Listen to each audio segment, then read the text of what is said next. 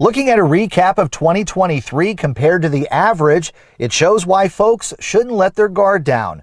Only one major hurricane and two tropical storms affected the U.S. last year, and Major Hurricane Lee, the biggest storm of the season, managed to stay just off the U.S. coast. Many saying meteorologists cried wolf. Well, 2023 was the fourth most active season on record, and early forecasts called for a near normal season, but updated forecasts in May and June pushed those numbers higher. El Niño kicking in late in the season, inhibiting most tropical development, and after Hurricane Lee, no systems were stronger than a Category 2, and all but Ophelia stayed well in the Atlantic. At the same time, the waters over the Atlantic basin were at all-time records. So let's look at this year's forecasts. A team at Colorado State University, led by Dr. Philip Klotzbach, has really been the go-to for early season forecasts for decades. But there are several others, and their forecasts are coming out in the next few weeks. In an unprecedented move, CSU is putting out numbers never seen before in early forecasts. They're forecasting 23 named storms, with 11 of those becoming hurricanes and 5 of those being Category 3 or stronger. The basic thinking is waters are already at or near record warmth.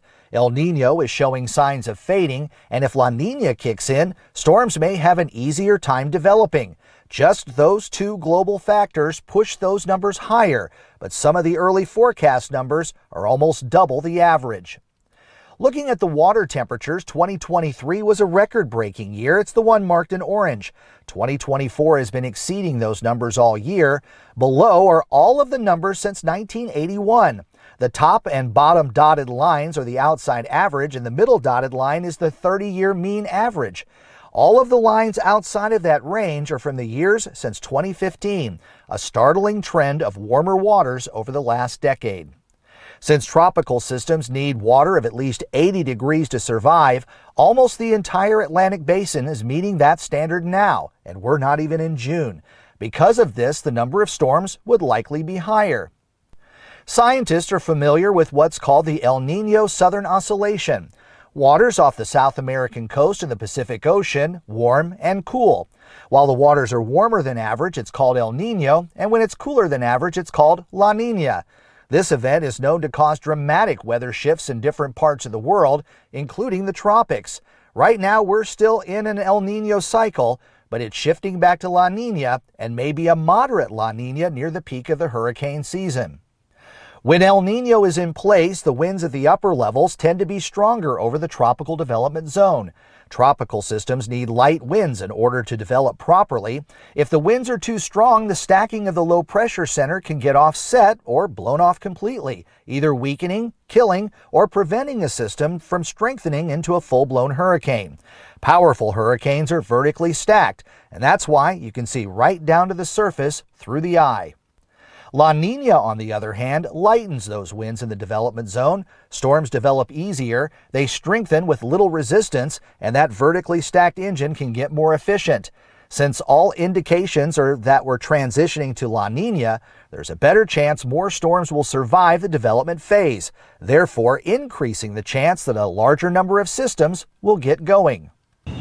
Now, there are several factors that go into these hurricane season forecasts. At least they let us know if a season's going to be above normal or below normal. Will we actually hit 23 named storms? That's not so likely, but it does give forecasters and emergency planners a heads up that this is the season we need to prepare for. Unfortunately, this early in the game, we can't tell you where or when a hurricane is going to strike a particular location. But there are some indicators that the United States may be in for more tropical systems making landfall here. Much of this depends on where the summer Bermuda high sits. If it's closer to the U.S. coast and somewhat south, storms are guided toward the Caribbean and the Gulf Coast. If it remains farther offshore, then the East Coast is threatened. Last year it was very far, and much of the activity stayed over the Atlantic. But the sheer number of storms expected is what really pushes the chances of a landfalling tropical system higher. Obviously, the more balls you have to swing at, the better chance that you're going to hit one. The more storms that are out there, the better chance they have of striking our coasts. CSU's team is saying that for much of the U.S. coastline has a 20% higher than normal chance of seeing a landfall. For Louisiana, they're thinking that it's almost certain we'll get a tropical storm and a better than 50-50 chance that a hurricane will come, and a nearly 25% chance that a Category 3 or higher storm will impact us. Which is concerning because since 2020, we've had 4 major hurricanes strike the coast, or at least was a major hurricane shortly before arrival. Much of the infrastructure is still compromised in southwest and southeast Louisiana. But of course, I worry the most about our home, Acadiana. We've had so many near misses over the past several years, and we all know that one day our card is going to get pulled.